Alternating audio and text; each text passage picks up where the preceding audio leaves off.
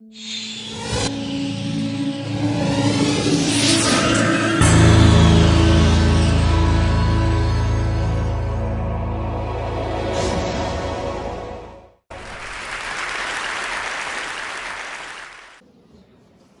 so as of right now, I'm the most important person in this room. Almost everyone has their eyes on me and is listening to my voice. And as a member of the audience, you of course knew that you weren't going to have the attention of almost 200 people on you. Now, I'm going to make a prediction about you. You knew that you weren't ever going to be in the spotlight here today, but before picking out the clothes that you would wear here today, you thought about how you were going to look. But not just that, you thought about what other people might think of you, what kind of an impression you'd make. So in a way, you wanted to dress to impress, even though you'd be just another face in the crowd. Am I right? Well, I don't blame you for this.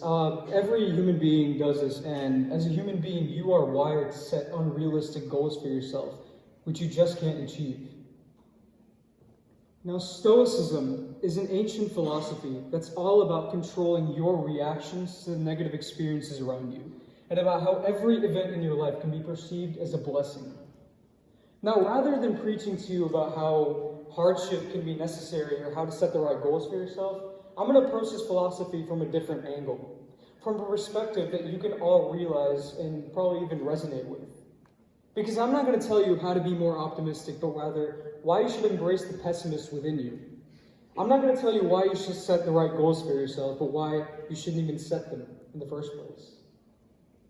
Now, let's start off with this. As a human being, you were born to compare yourself to others. And as a creature of survival, you want to live a life of perfection.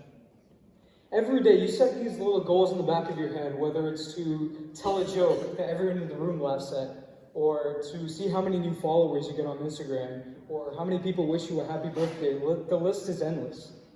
And every day, we are constantly bombarded with the idea that the key to a happy life, the key to a successful life means to be popular, it means to be happy, it means to be smart, or have a great physique.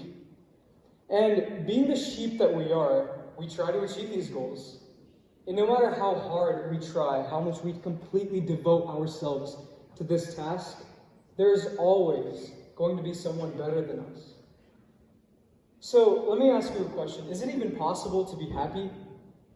Well, yes, if you don't set any of these goals for yourself in the first place.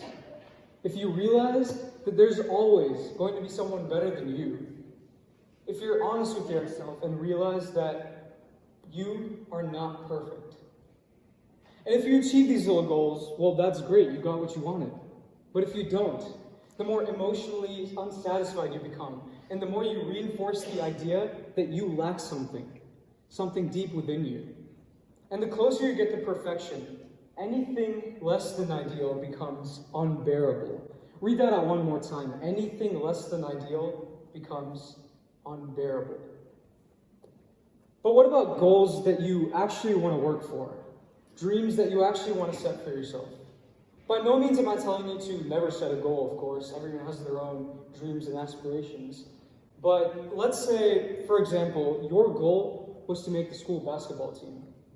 You can train for months, train for years even, maybe even completely devote yourself to this task. That's all fine. But what Stoicism wants you to do is to at least be honest with yourself. Embrace the worst case scenario. It's possible that you won't make the team and that months of effort could go completely down the drain. That's a possibility which you can't control, and there's nothing you can do about it. Now, I know this sounds extremely pessimistic, but in a way, it prepares you for the worst. Because rather than filling your head with false dreams and false hopes, you recognize what you can control and what you can't. And the better you get at this, the more practically bulletproof you become to any external events in your life. Now, I'm going to tell you something that you already know, something that I hope you already know. One day you are going to die. And no matter what decisions you make, what kind of relationships you build or destroy, what kind of people you befriend, how happy, sad, rich, or poor of a life you lead, you will one day stop breathing.